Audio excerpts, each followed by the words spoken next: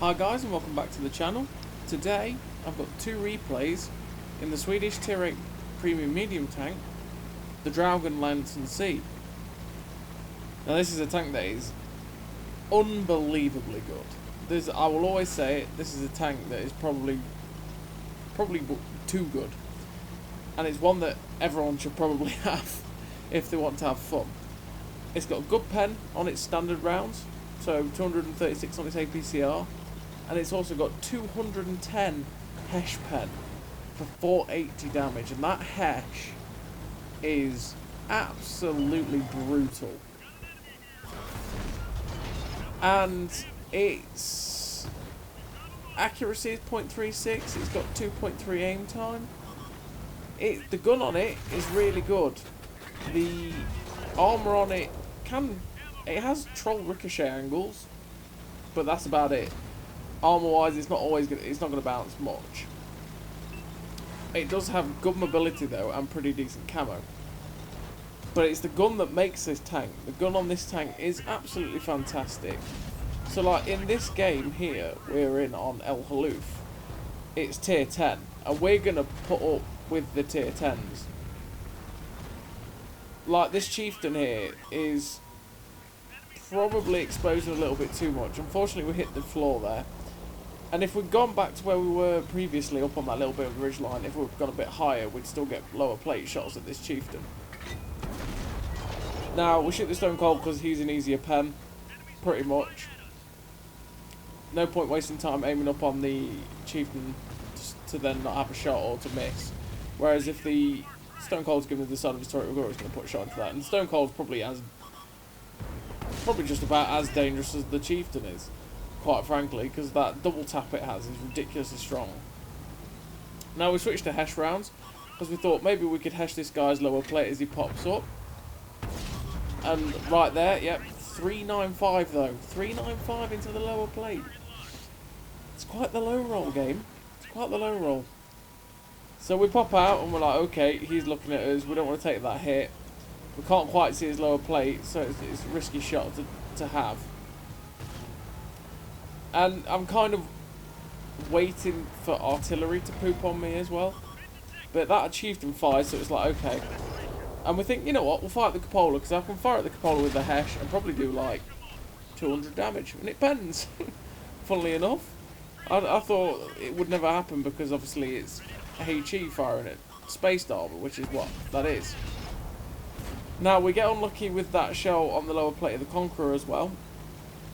That could quite easily have penned, but it did 158 damage. We get lucky as well that the artillery doesn't shut us down. Then we snap a shot into the Conqueror and it pens his turret ring somehow, some way, for 531. Now that roll is what Hesh is all about.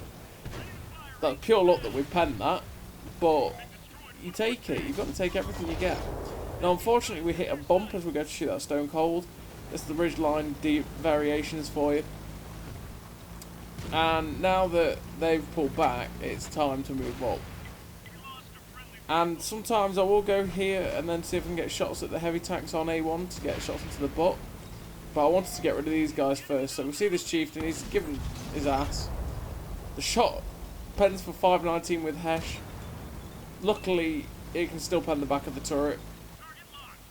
And then we've got this Valor's ass as well. Look at that, straight in, and a fire. Oh, burn, baby, burn.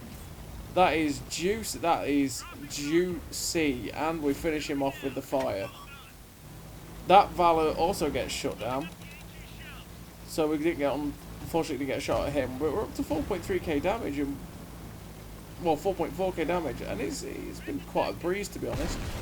We shut down the Baltic on the move, and there's just 2 artillery and the 2 medium tanks left, and they're probably going to be on the K line, no doubt. And we're just going to go try and chase that last bit of damage. But like I say, I mean, it's been a bit of a breeze, to be honest, for saying it's been a tier 10 lobby and El Haluf. And that Hesh is part of it, because that Hesh is filthily good, and it means that you can out-trade tier 10s quite a lot. But not just out-trade them, if you peek-a-boom them and don't take a hit yourself, you're smashing them for 480. And you roll, I mean, the Hesh on this rolls above 500 quite often as well. So you're doing you're doing not an insignificant amount of damage to them. You're taking quite a lot of the health away.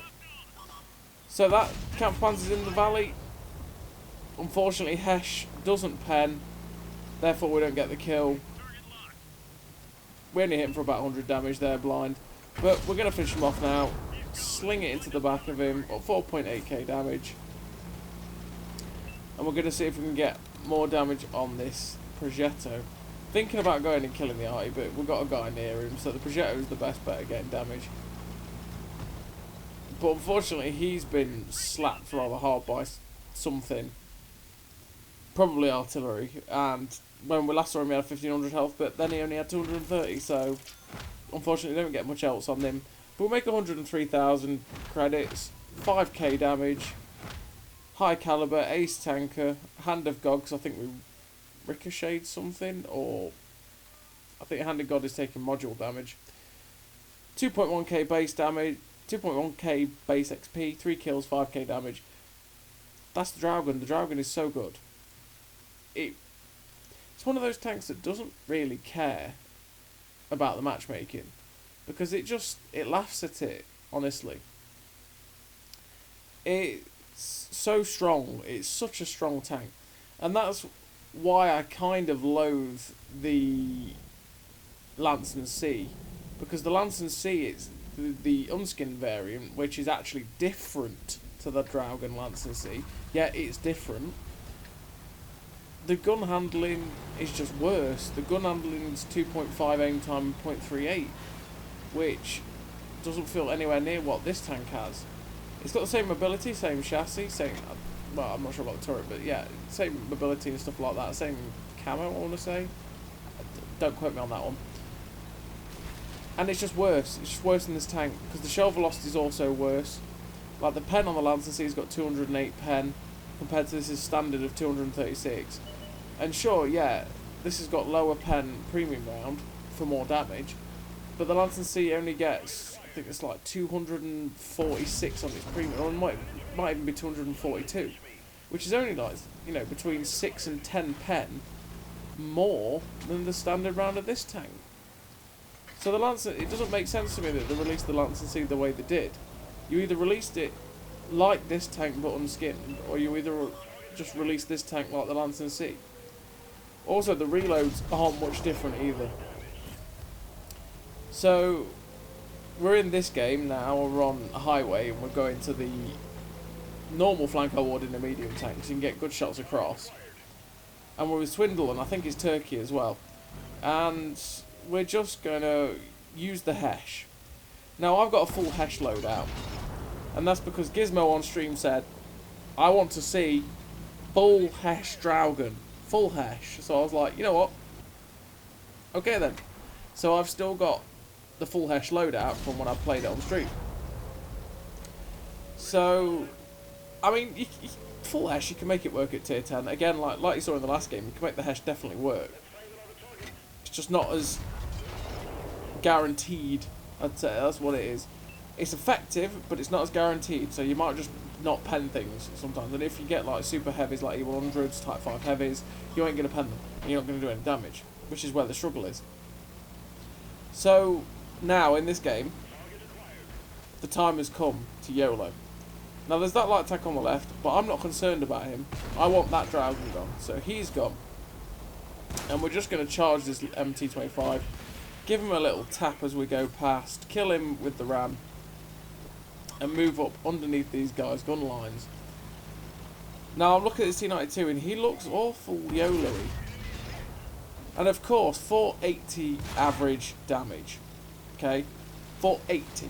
We hit him for 474 and leave him on a singular hit point. That means he gets to farm half of my health because of that one bit of bad RNG. It's always annoying when that happens, but that's the way the cookie crumbles. That's the way the RNG is. So we're up to 4 kills now. Nice juicy Hesh shell straight through the side of that bone shaker. 480 dead on. And we're going to pop another shot into his side. And these are where the rolls are juicy. 502.